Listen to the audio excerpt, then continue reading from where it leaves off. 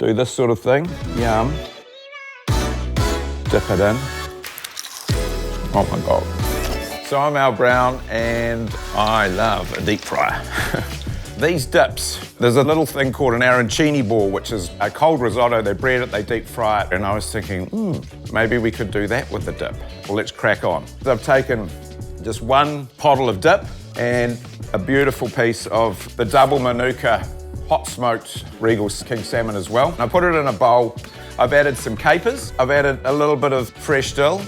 And now I'm just going to roll these, like so, into the flour. Typical sort of breading situation. A little tip for when you're breading, just use one hand. That way you can answer the phone or you can put your lipstick on. So we've rolled some, we've breaded them. Super simple. Gonna put a bunch in the deep fryer. What are we gonna serve with it? I actually make a mustard mayo called Mayo, which is mustard and mayonnaise together. Bloody beautiful. So, here we are. Look at those. Stunning. Ooh, hear that? That's the crunchy part. Onto a paper towel. Super simple, like that. Do this sort of thing.